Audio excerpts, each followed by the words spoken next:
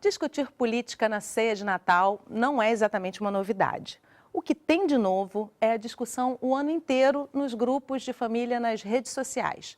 Os debates estão mais intensos nos últimos anos e, em ano eleitoral, até aquele tio que nunca se manifestou vira especialista no assunto e quer convencer a votar como ele. Se você ainda não saiu do grupo da família e continua sendo convidado para o almoço de domingo, parabéns! Provavelmente significa que você sabe dialogar ou que toda a sua família levanta a mesma bandeira nas eleições. É importante conversar sobre política em família, ainda mais num país em que o desinteresse sobre o assunto sempre foi um dos problemas reconhecidos pelos próprios brasileiros. Então, como se faz para conversar até mesmo com aquele primo que defende o oposto do que você acredita? Será que vale a pena ou é melhor nem tocar no assunto? Vamos conversar sobre isso hoje? A gente convidou o servidor público Cadu Machado, a estudante de geografia Isabela Lopes e o cientista político André Luiz Coelho. Gente, muito obrigada pela presença de vocês aqui com a gente hoje, num momento em que o país está efervescente, né? Estamos vivendo um momento de eleições e muita gente já perdeu amigos e até afetividades em família por conta disso. André, eu começo com você aí, pedindo inicialmente uma análise breve aí de como é que você vê esse momento político do país e essas, em relação às relações em família, né? O que está acontecendo? Eu vou falar da minha família, até engraçado, ótimo, né? É bom falar, né? Enfim, esse programa talvez eles vão ver, então estou falando para agora com vocês e estou falando para eles, né? Na verdade, a gente, já desde a eleição passada, na verdade, a gente criou uma regra no grupo do WhatsApp da família que era não falar de política. Depois de algumas crises bem complicadas, efetivamente, e a gente está conseguindo viver assim bem. Acho que na família, em alguns grupos, os grupos mais complexos são os grupos que falam de política, efetivamente, né? Então, a gente, para tentar manter uma cordialidade, a gente está tentando não falar tanto de política, porque realmente os ânimos estão bastante E estão conseguindo, acirrados. nesse momento? Olha, no grupo da família, sim. Grupos de amigos. Tô fazendo grupos paralelos aí. São vários grupos aí. Mas os primos também podem fazer grupos paralelos, né? A gente também se encontra na hora da ceia ou dos encontros. Aí os grupos, talvez, o que não se fala no WhatsApp, se fala talvez no canto, né? Eu acho que é uma boa solução. Organizar assim. Né, Cadu, como é que você solucionou isso na sua família ou não solucionou? Pois é, ele está melhor do que eu, porque eu simplesmente, tem uns 6 meses, enfim, começou o processo eleitoral, eu já cortei, assim, o contato mais frequente com a família, porque realmente a diferença entre nós, talvez seja uma característica pessoal, entre minha família e eu é muito grande. Eu sou a ovelha vermelha da família, então... A ovelha vermelha é muito bom. É melhor evitar... Desde final dos anos 70, ali ainda com o início da abertura, né, do regime anterior, você já estava se envolvendo com política, né, através da Uni e tal.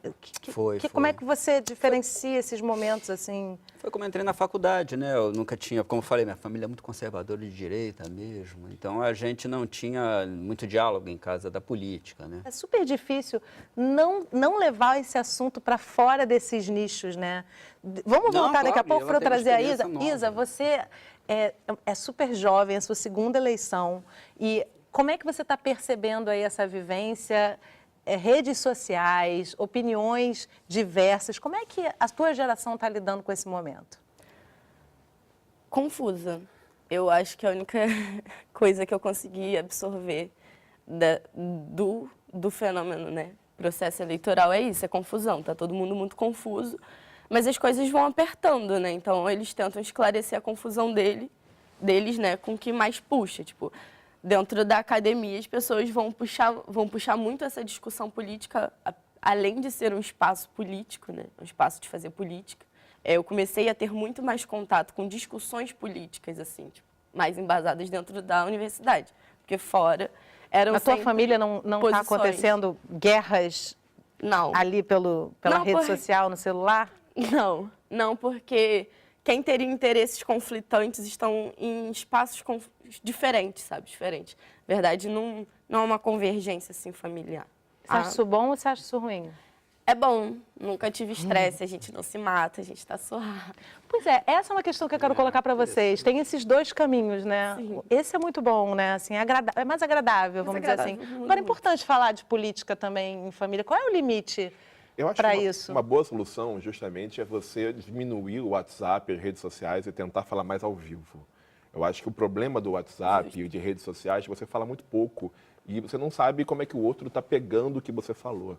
Então, eu prefiro muito conversar com as pessoas face a face e é onde eu posso organizar melhor minhas ideias e posso falar, olha só, não é bem por aí, vamos tentar ir com calma, vamos estabelecer alguns critérios mínimos de convivência, de convergência.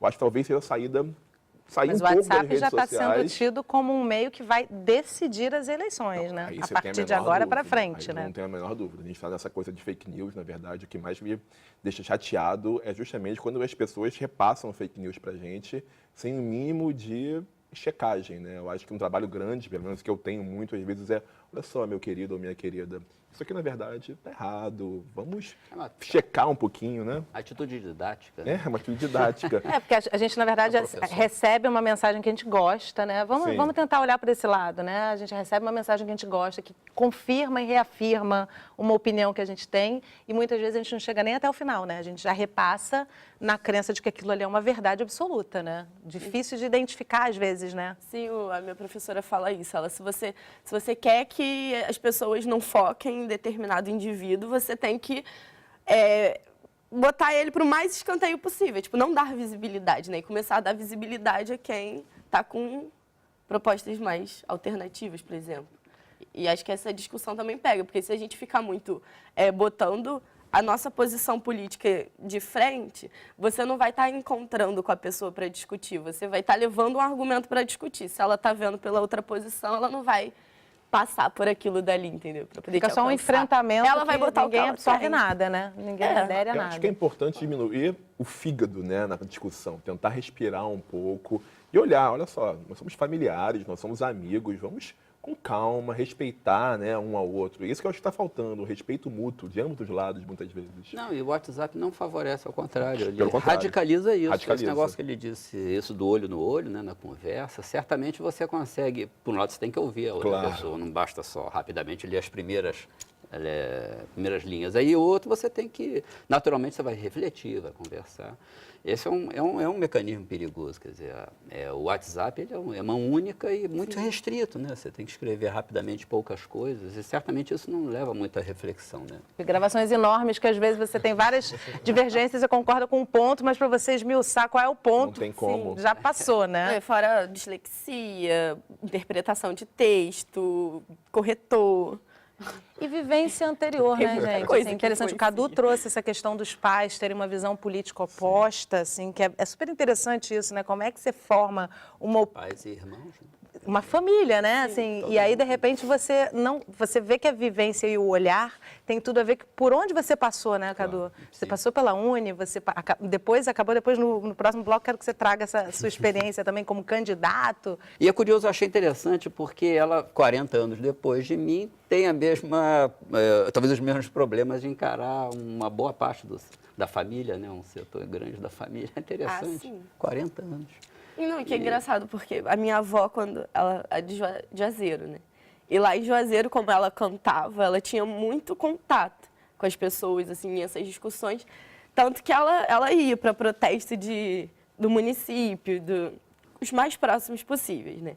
E aí, na verdade, foi também sabendo dessas histórias que eu fui me interessando pelo... Tipo, por que alguém vira e, tipo...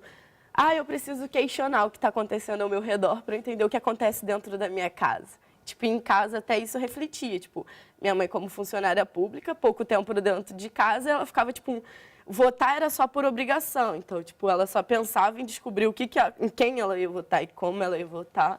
Tipo, quando o período de eleição chegava e todo mundo começava a falar sobre isso, porque era obrigado a ter que... Essa é uma das questões que todo mundo acaba falando a respeito, porque tem gente que realmente não gostaria de votar e vota, né? E é também só isso já vale um programa inteiro. Eu tenho que interromper nossa conversa rapidinho, porque a gente tem uma reportagem também, uma matéria, a gente mostra como uma família trata essa questão da política em momentos eleitorais, principalmente. Então, no próximo bloco, a gente vai visitar a família do Marco e ver como eles conversam sobre política. O intervalo é muito rapidinho, não sai daí que a gente volta já.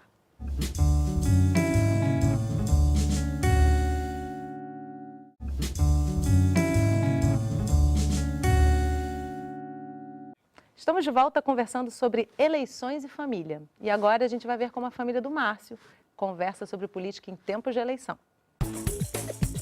O Márcio não é político, mas pode-se dizer que tem vários cabos eleitorais. O programa conseguiu reunir toda a sua prole para um bate-papo eleitoral em família, inclusive sua filha, que está lá em Portugal. Se o Márcio fosse candidato, quem votaria nele? Eu. Quem que vai votar pela primeira vez? Eu vou. O que vocês estão achando nesse momento? Acho que eu vou procurar votar em uma pessoa que possa fazer diferença. Márcio, como é que são os debates políticos aqui na tua casa? A gente já teve diversas fases, né? Teve uma fase que um filho era muito ligado a uma linha ideológica, que contrariava basicamente tudo que a família pensava. Aí tem a filha que não gosta de política, que acha que as coisas têm que correr de uma forma natural. Mas vocês debatem muito política aqui? Não tem como não debater, até porque eu provoco. Vocês acham que a posição política dos pais e das mães de vocês influenciam na decisão? Então, desde criança, eu sempre gostei de política, eu sempre me interessei. Já briguei com meu pai sobre política, já briguei com a minha mãe sobre política, então, pra mim, não teve uma influência muito forte nisso, não. Como eu morava antes só com a minha mãe, eu não costumava falar muito dos assuntos políticos, mas desde a entrada do Márcio na nossa vida familiar, ele sempre trouxe muito dos temas políticos e eu ouço muito e reflito para, em cima disso, conseguir tomar minhas decisões, né? E você, Aimee? O meu pais tiveram visões diferentes de política. E como eu nunca fui muito ligada à política, eu sempre tentei juntar os dois para achar o meu.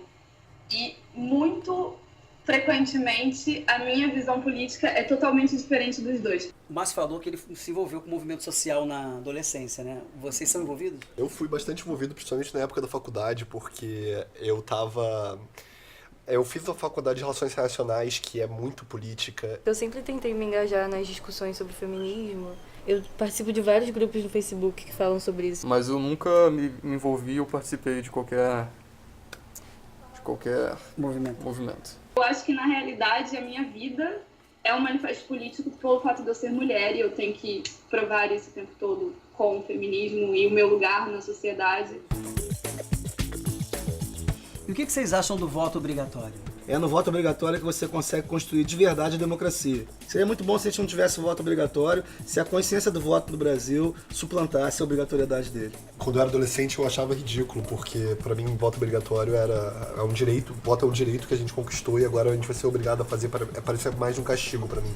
Mas depois de eu estudar política, depois de começar a entender, eu percebi que voto obrigatório é basicamente uma necessidade, porque você vê exemplos como os Estados Unidos, que o voto não é obrigatório e muitas pessoas não vão votar e acabam um presidente que não foi a maioria das pessoas que elegeu, que não foi a maioria das pessoas que apoiou, tá eleito. Se eu for me abster totalmente de votar, eu posso estar dando a chance de um candidato que talvez não devesse estar no poder. E você, o que você acha do voto obrigatório? Estou com o meu irmão, Lui, nessa que há um tempo atrás eu acharia que era um absurdo ser o voto obrigatório, mas depois de ver tanta coisa que aconteceu nesse mundo, onde o voto não é obrigatório e tanta coisa ruim que aconteceu, hoje eu sou a favor do voto obrigatório, porque a gente vai fazer a diferença de alguma maneira, sabe? E você vai votar aí? Não vou votar aqui porque para votar a gente precisa se cadastrar no consulado e não existe muita informação sobre isso, então eu perdi a data. E o que vocês acham de debater política na escola?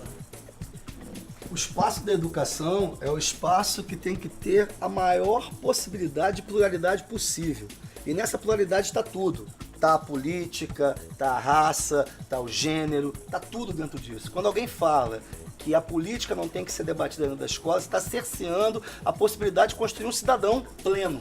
Foi uma coisa que eu senti muita falta na minha escola, porque eu sentia que não havia um debate político assim, tipo, de uma maneira que ampla, assim, sabe? Não havia. E eu só fui ter contato com política mesmo na minha faculdade. Bem, eu acho que durante a minha educação, essa discussão sobre política foi importante para eu, pelo menos, entender o básico. Eu acho importante até para construir o pensamento, né, dos nossos jovens para o futuro.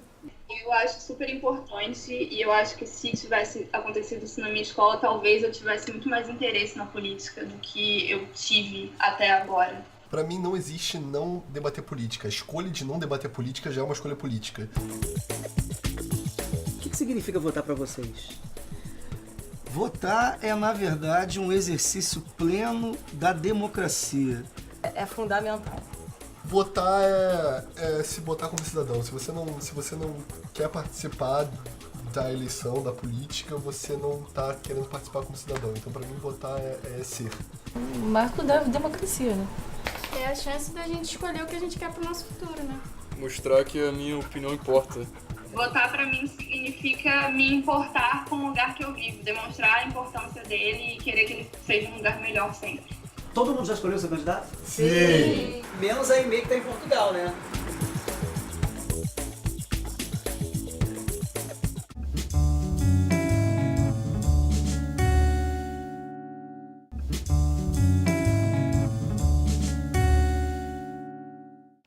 Estamos de volta conversando sobre eleições e família.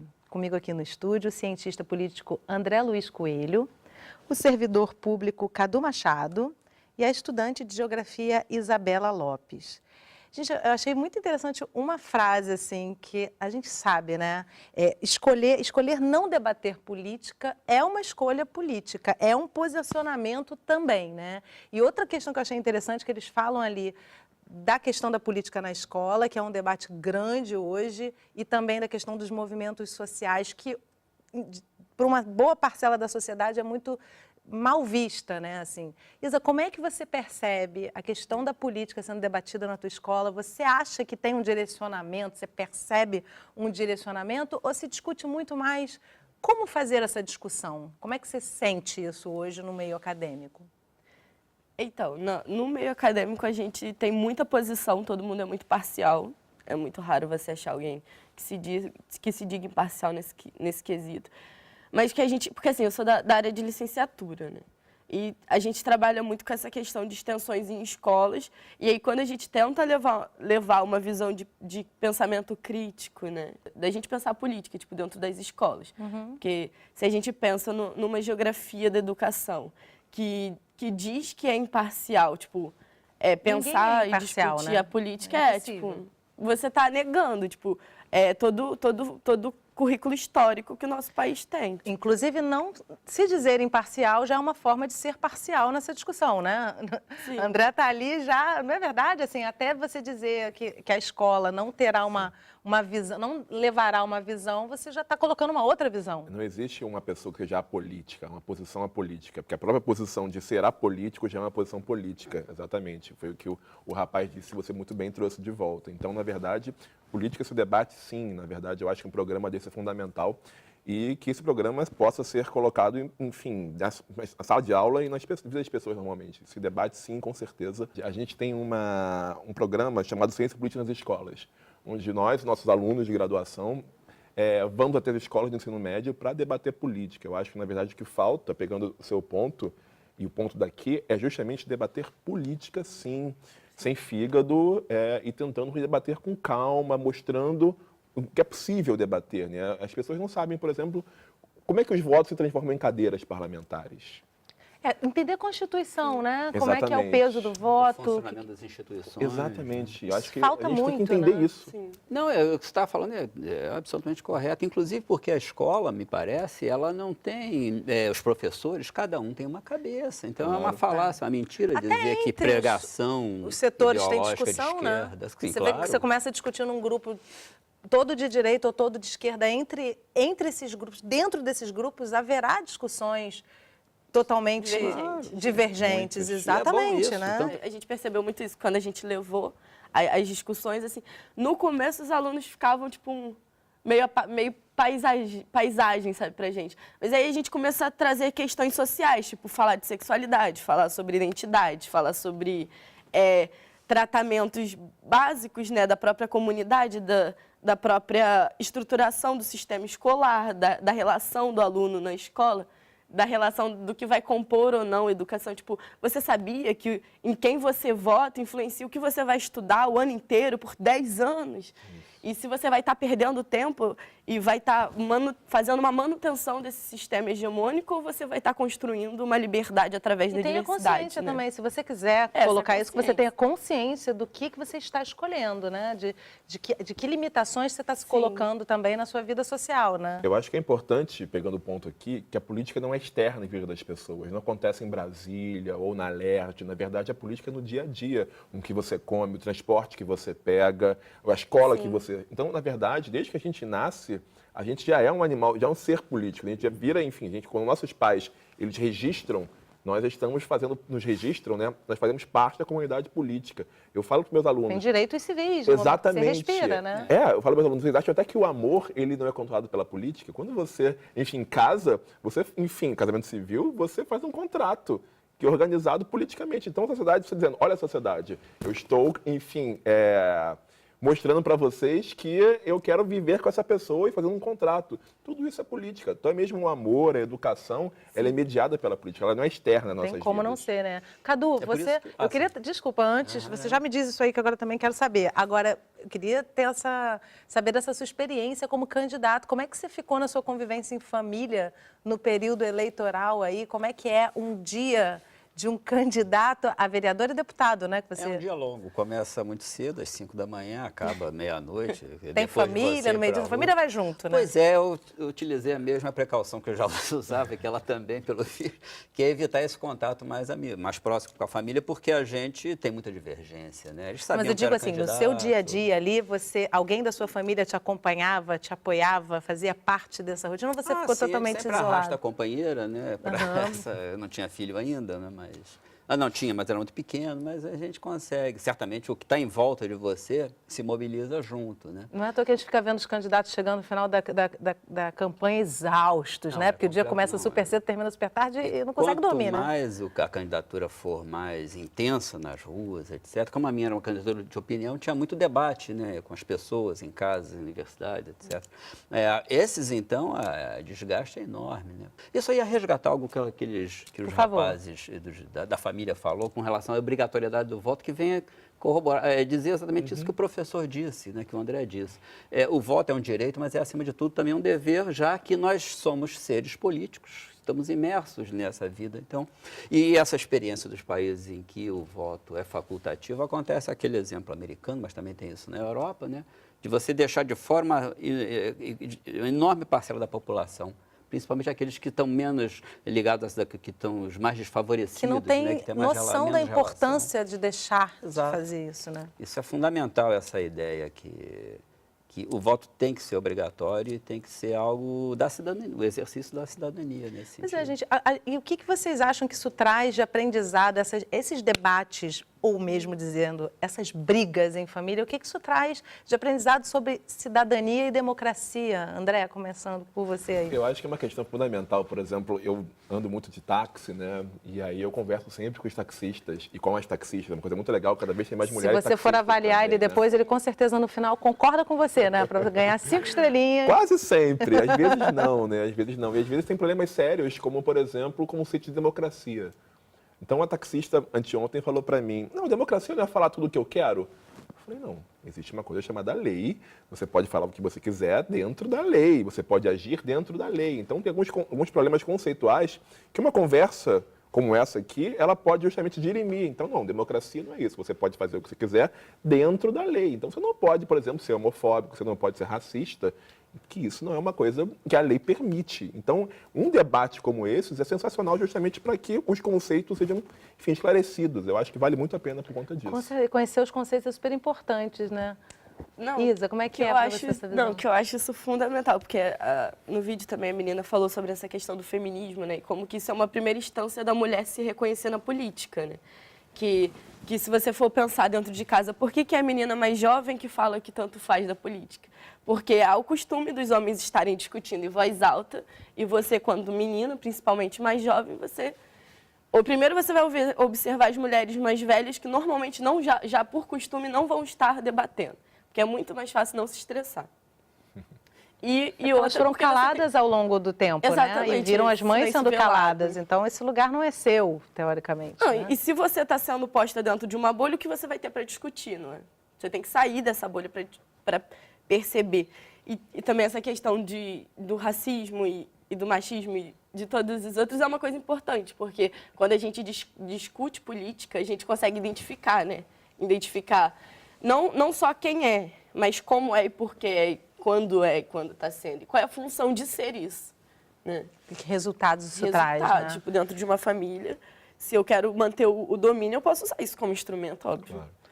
Cadu? Na família e fora dela você vai ter o contato com o outro, né? E traz esses temas dos direitos civis e traz também o tema da desigualdade, né? Você vê ali as pessoas ganhando menos, morando na rua, eu moro em Copacabana. Isso não é democrático, né? Não, absolutamente. Isso Começar por isso aí. É o maior autoritarismo que existe. Você privar a pessoa de ser um cidadão, ser uma pessoa. Gente, infelizmente eu tenho que encerrar nossa conversa. É um assunto super importante, né? Vamos torcer aí para que a gente tenha sempre espaços para que isso possa estar acontecendo, para que as pessoas reflitam e que mesmo errando nos discursos, se é que existe um discurso que possa ser tido como erro ou apenas um aprendizado, né? A gente está aprendendo ainda a ser uma democracia e vamos torcer que o nosso caminho seja longo nesse sentido e mais imediato possível para quem está à margem, né?